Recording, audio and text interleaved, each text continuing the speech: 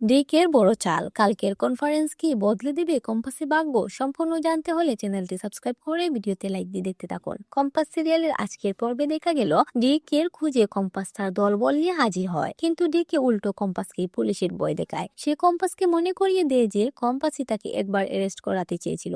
এবার পালা ডিকে কম্পাসকে হুঁশিয়ারি দিয়ে জানায় তার বিজনেসের কোনো ইলিগেল কাজ প্রমাণের চেষ্টা করলে ফল ভালো হবে না। আগামীকাল মেডিকেল সায়েন্সের উপর একটি বড় কনফারেন্স আছে, যেখানে অনেক নামকরা প্রফেসর উপস্থিত থাকবেন। ডিকে কি সেখানে বড় কোনো পরিকল্পনা করছে? অন্যদিকে দেখা যায় সেনাপতির উদ্যুক্ত আচরণ, বাড়ির কাজে লোকের সাথে খারাপ ব্যবহার করায় কম্পাস তাকে কড়া শাসন করে। কম্পাস মনে করিয়ে দেয় যে কথা বলার আগে সেনাপতি ভাবা উচিত সে কার সামনে দাঁড়িয়ে আছে। সবশেষে অখিলেশ চৌধুরী শেষের বাড়িতে এমন অশান্তি না করতে সবাইকে বারণ করেন। কম্পাস আর অখিলেশ চৌধুরীর সেই মুখোমুখি দৃষ্টি বিনিময় যেন নতুন কোনো জ্বরের ইঙ্গিত দিচ্ছে। আগামীকাল কনফারেন্সে ডিকের আসল রূপ কি ফাঁস হবে? আপনাদের মতামত কমেন্টে জানান।